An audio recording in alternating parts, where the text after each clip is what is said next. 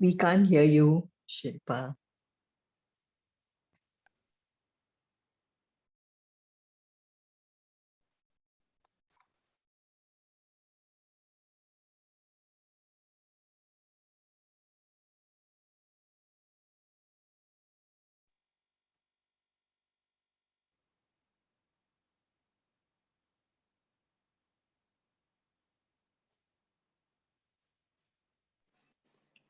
Shri Rupam Sagrajatam Sahagana Raghunatan Vitam Tam Sajivam Sadvaitam Savadutam Parijana Sahitam Krishna Chaitanya Devam Shri Radha Krishna Padan Sahagana Lalita Shri Vishakhan Vitamscha He Krishna Karuna Sindhu Dinabandhu Jagatpate Gopesha Gopika Kanta Radha Kanta Namostate Tapta Kanchana Gaurangi Radhe Vrindavaneshwari Vrishabhanu Sute Devi Pranamami Hari Priye Nama Om Vishnu Padaya Krishna Prishtaya Bhutale Srimate Bhaktivedanta Swami Iti Namine Namaste Saraswati Deve Gauravani Pracharine Nirvisesha Shunyavadi Paschatya Veshatamine Vanchakalpa Tarubhyascha Kripa Sindhu Bhaevacha Patitanam Pavanebhyo Vaishnavebhyo Namo Namaha Jai Sri Krishna Chaitanya Prabhu Nityananda Shri Advaita Gadadhara Shri Vasadi Gaura Bhaktavinda Hare Krishna Krishna Krishna Hare Hare Hare Rama Hare Rama Rama Rama Hare Hare. So let's begin with we continue today reading Srimad Bhagavatam. We are on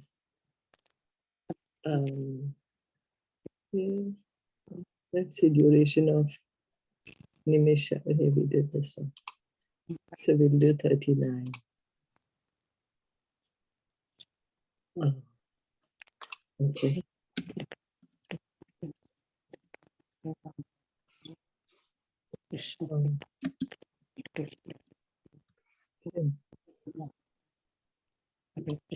So let's continue reading. Kaloyam parmanav adir dve paradanta Ishvaraha neveshitam prabodhumna ishvarodhama maninam. Eternal time is certainly the controller of different dimensions, from that of the atom up to the superdivisions of the duration of Brahma's life, but nevertheless, it is controlled by the Supreme. Time can control only those who are body conscious, even up to the Satya Loka or the other higher planets of the universe. So Krishna says in the Bhagavad Gita, time I am, destroyer of the three worlds. Krishna has his Kala Roop. And then, but what is this time? It is the will of the Lord. It is the will of the Lord. And over here in the material world, time has its deteriorating effect on all. We can see our bodies deteriorate with time, even flowers, anything, food, everything, material deteriorates with time. And time is the will of the Lord. 40. Vikare sahito yukter vishe shadibir avritaha anda kosho bahir ayam panchashat koti vistrataha. This phenomenal material world is expanded to a diameter of 4 billion miles as a combination of 8 material elements transformed into 16 further categories within and without as follows. This phenomenal world is expanded to a diameter of 4 billion miles. Wow, 4 billion miles as a combination of 8 material elements. So the 8 material elements, earth, water, air, all those things, transformed into 16 further categories within and without as follows. As explained before, the entire material world is a display of 16 diversities and 8 material elements. The analytical studies of the material world are the subject matter of the Sankhya philosophy. So it's in the Sankhya philosophy that in that we hear that how this material world is broken into the elements. If we go to see, for example, our houses, what is it? Just different combinations of this earth, water, air, fire, ether. Our cars, we are so attached to. All this is just a combination of these different elements. Even our clothes is a combination of different elements, and also our body. It's just a combination of this material elements. The first 16 diversities are the 11 senses and 5 sense objects. And the 8 elements are the gross and subtle matter, namely earth, water, fire, air, sky, mind, intelligence, and ego. All these combined together are distributed throughout the entire universe, which extends diametrically to 4 billion miles. Besides this universe of our experience, there are innumerable other universes. Some of them are bigger than the present one, and all of them are clustered together under similar material elements as described below. So this universe is 4 billion miles. It is said to be the smallest universe. Our Brahmaji is supposed to be the smallest. He has only 4 heads. There are other Brahmas who have 10 heads, 100 heads, 1,000 heads, depending on the size of the universe. So ours is said to be smallest. 4 billion miles is the size of the universe. And we can see what we are actually attached to. What are we so attached to? What are we trying to find happiness? What we are trying to enjoy is just the different combination of earth, water, air, fire, ether, sky. Ether is sky. Mind, intelligence, ego, and our senses. Our eyes, ears, nose, hands, legs, all these senses, and the sense objects. Form, taste, smell.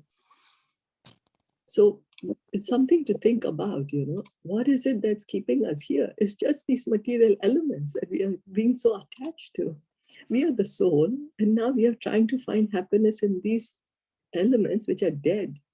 Or not these, they don't have life.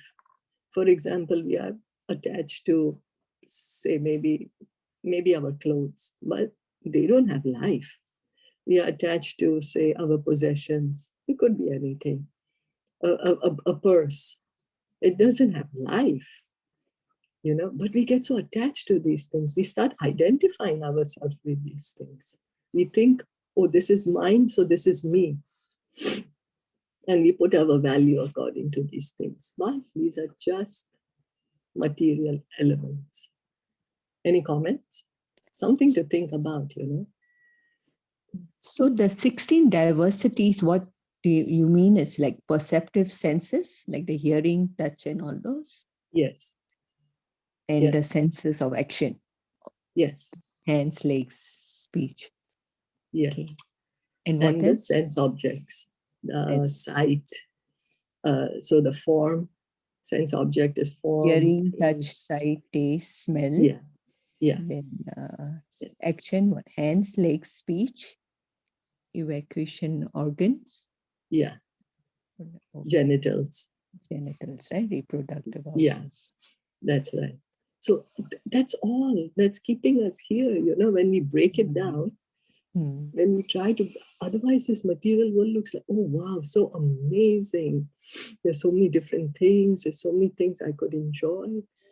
But anything we see is just a different combination in different proportions of these things. It could take any shape then. Just like a potter can give any shape to the clay, you can make varieties of things of that clay. So similarly, of these material elements, there are varieties of shapes that can be made. But it's all dead, not conscious. Cannot reciprocate with our feelings. Cannot talk to us. Now, of course, Google will talk. You have the Google, what's that? Google Assistant. Alexa. But cannot understand our emotions. Yeah. Cannot understand the feelings. We are so detached from each other that we need a machine to express our emotions. Yeah, just imagine. Yeah. Yeah, So we just are imagine. deteriorating and not progressing. Oh, yes, yes, it's Yeah. I true. think we only have become robots, you know. Oh, Yeah. yes, yes, it's true, because we are surrounding ourselves with these things. Yeah. So then, of course, and where is that emotional connection, you know? Where is that? It's true. And then, okay, let's read how these elements are here.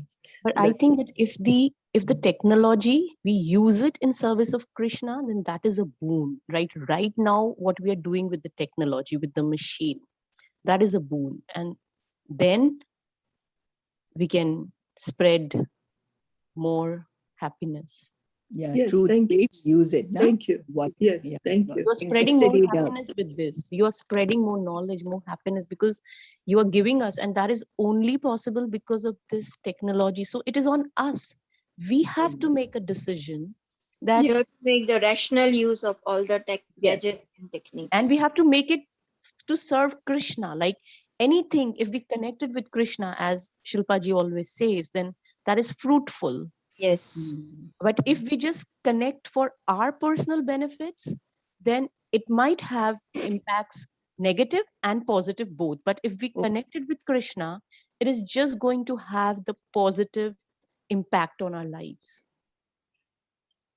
yes, thank you. Thank you for Thank you. that point, Neha. Very, very valid and very relevant. Okay. Dasho tadadhiker yatra pravishta paramanuvat lakshyate antargatas chanye kotisho hi andarasayaha. The layers or elements covering the universes are each 10 times thicker than the one before, and all the universes clustered together appear like atoms in a huge combination. So from Krishna's point of view, all these universes, for us, for example, our universe is 4 billion miles. It's such a huge thing. Our whole earth, if we had to go around the earth, will take us how long? And then there are so many different planets. And then this whole universe. And then like that unlimited number of universe. But from Krishna's point of view, these are just tiny atoms. Like it said, right? That on Ananta Shesh, all these universes are like tiny mustard seeds on his head. He can't even be bothered. We can hold so many mustard seeds in our palm. Like that it is for Krishna. So the coverings of the universes are also constituted of the elements of earth, water, fire, air, and ether, and each is 10 times thicker than the one before.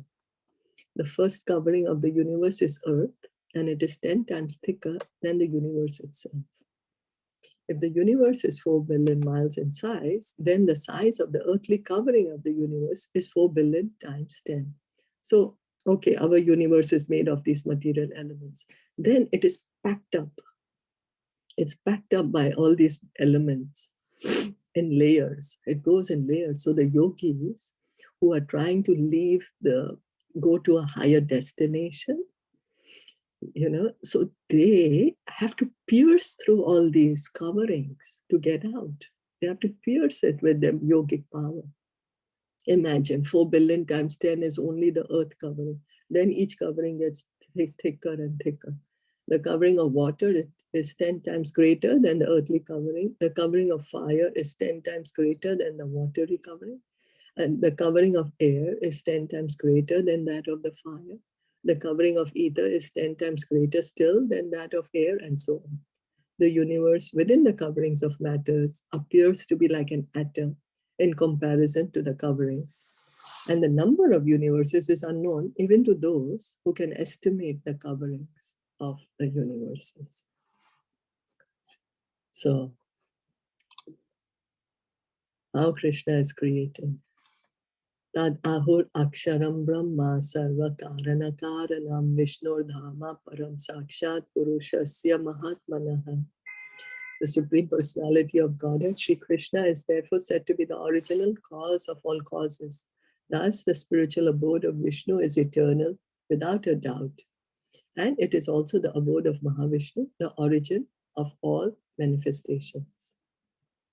Lord Mahavishnu, who is resting in Yoga Nidra on the causal ocean and creating innumerable universes by his breathing process, only temporarily appears in the Mahatattva for the temporary manifestation of the material worlds. He is a plenary portion of Lord Sri Krishna, and thus, although he is non-different from Lord Krishna, his formal appearance in the material world as an incarnation is temporary. The original form of the personality of Godhead is actually the Swarup or real form, and he eternally resides in the Vaikuntha world, Vishnu Loka. Oh, so here Mahavishnu's form, he's coming from Narayan, so it's said to be temporary. This is the first time. It only temporarily appears in the Mahatattva for the temporary manifestation of the material worlds. Okay, because as we know that everyone is expanding from Krishna. So then Mahavishnu is also, of course, expanding from the, I'm not sure, Sankarshan or Vasudeva, which expansion is he coming from? And so his original form is one of the Vishnu forms. The word Mahatmana is used here to indicate Mahavishnu, and his real manifestation is Lord Krishna, who is called Parama, as confirmed in the Brahma Samhita. So these forms may appear at a particular time for a particular purpose, but Krishna is always there in his two-handed Shyam Sundar form. You know, like for example, Varahadev, he's not here right now, but he's there in another universe. So this is eternally, these things are happening. But Krishna is the original form. Ishvara Parama Krishna Sachidananda Vigraha Anadir Adir Govinda Sarva Karana Karana. The Supreme Lord is Krishna, the original personality of Godhead, known as Govinda. His form is eternal, full of bliss and knowledge, and he is the original cause of all causes. So Krishna's body is not like our body. Our body is made up of material elements: earth, water, air, fire, ether, mind, intelligence, false ego, just now as we just heard. But what is Krishna's form? Sat Chid Ananda, eternal, full of bliss and knowledge. It's the original cause of all causes. We think, oh, why something happened? Why something happened? But the original cause, if we trace because we have to come to the point of Krishna. And then when we come to the point of Krishna, our material mind will say, but what is the cause of Krishna? But there is no cause for Krishna, he's God. You know, and that is, we have to accept. We cannot put our material logic in that. Thus end the Bhaktivedanta purports of the 3rd canto, 11th chapter of the Srimad Bhagavatam, entitled Calculation of Time from the Atom. Any comments or questions or anything to share with this chapter before we move on to the next one? No, all good. So creation of the Kumaras and others. That's chapter 12, text 1. Maitreya Vacha iti te varnitah shataha kala kya parmatmanaha mahima veda garbo atha yatha srakshin nibodhame. Sri Maitreya said, O learned Vidu, so far I have explained to you the glories of the form of the Supreme Personality of Godhead in his feature of Kala. Now you can hear from me about the creation of Brahma, the reservoir of all Vedic knowledge. So time is Krishna, as he says, and then we saw how time is calculated from atom, movement of the atom, to years and days, and up to Brahmaji's life. Sasar Jagre Anda Tamishram Atha Tamishram Adikrit Mahamoham Cha Tamas Cha Kya Vrittayaha. Brahma first created the nescient engagements like self-deception, the sense of death, anger after frustration, the sense of false ownership, and the illusory bodily conception of forgetfulness of one's real identity. Before the factual creation of the living entities in different varieties of species, the conditions under which a living being in the material world has to live were created by Brahma. So the atmosphere is being created first, before our bodies are manifest. Unless a living entity forgets his real identity, it is impossible for him to live in the material conditions of life. Once we realize who we truly are, we cannot live here anymore. We cannot, because we have so much love for Krishna. Actually, the soul cannot live without Krishna even for a moment. But we have forgotten that. And that intense love for Krishna has been turned into lust in our desire to enjoy this material world. Therefore, the first condition of material existence is forgetfulness of one's real identity. And by forgetting one's real identity, one is sure to be afraid of death, although a pure living soul is deathless and birthless. So we are thinking, oh, what's my identity? Huh? And that all that identity we are putting to this body. I am born in this country, this is my parents, I am this one, this is my husband, this is my qualification. But everything is to the body. But we have forgotten that, oh, I'm not this body. I am a pure soul. And because we have forgotten who we are always fearful. Because this body gives us anxiety. Body is subject to birth, death, old age, and disease. And because we are thinking the body, that's why we are suffering. So it's because of this, through the agency of the mind and false ego. This false identification with material nature is the cause of false ownership of things, which are offered by the arrangement of superior control. So because we are thinking that I am the body, so we are thinking whatever is connected to the body is mine. It belongs to me. We don't think, oh, how does it belong to me? We came to this material world, but we didn't bring it. Even our family, we didn't bring it. We didn't bring them. Or whatever our possessions that we have. We acquired all these things along the way.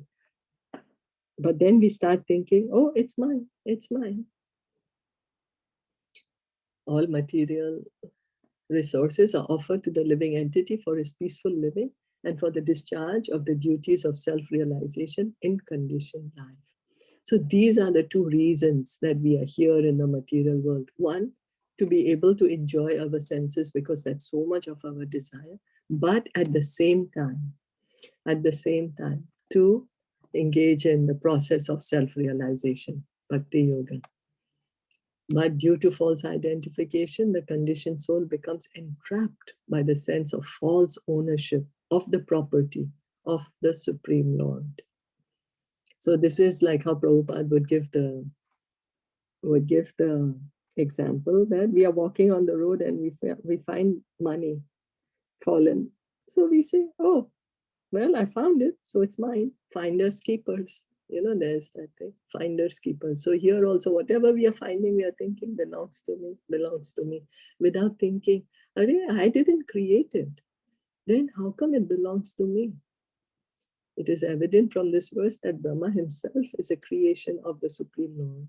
And the 5 kinds of nations which condition the living entities in material existence are creations of Brahma. It is simply ludicrous to think the living entity to be equal with the Supreme Being, when one can understand that the conditioned souls are under the influence of Brahma's magic wand. Patanjali also accepts that there are 5 kinds of nations as mentioned herein. So, what's the 5 kinds of nations is self-deception. We're deceiving ourselves that we are the body, not the soul. Sense of death, because we think we are the body, we are always fearful of death. Anger after frustration. When our desires are not fulfilled, we get frustrated and we get angry.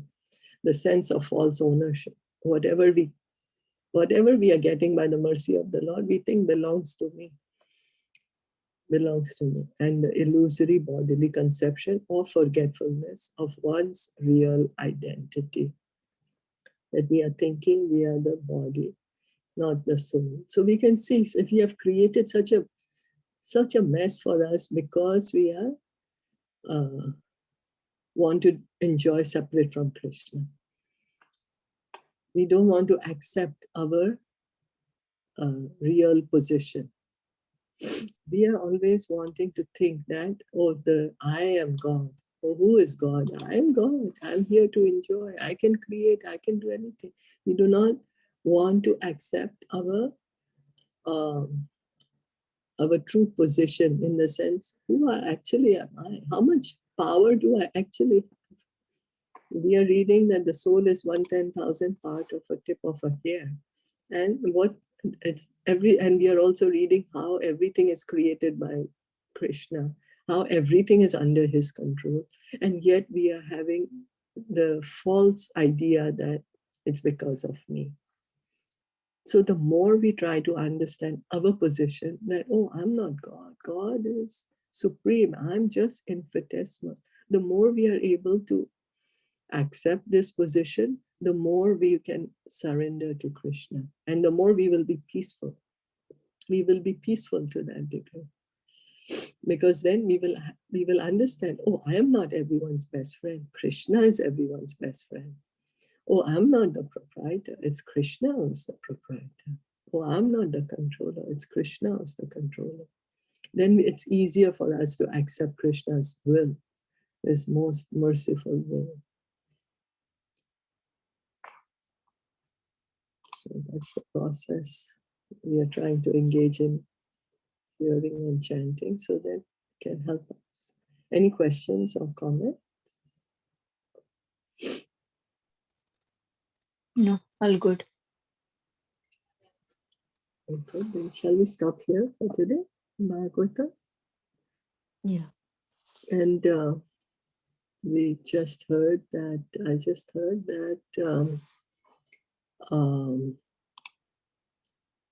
this one, Neha's father-in-law passed away last night, so we can say for him Hare Krishna. Yeah, we can say the Maha Mantra for his onward journey. May Krishna always bless him. Keep him blessed. We can say the Maha Mantra. Hare Krishna, Hare Krishna, Krishna Krishna, Hare Hare, Hare Rama, Hare Rama, Rama Rama, Hare Hare Hare. Okay. Thank you so much for joining in today morning. Srimad Bhagavatam ki jai, Shilpa Prabhupada ki jai, Gaura Premanande, Hare Hare, Hare Krishna.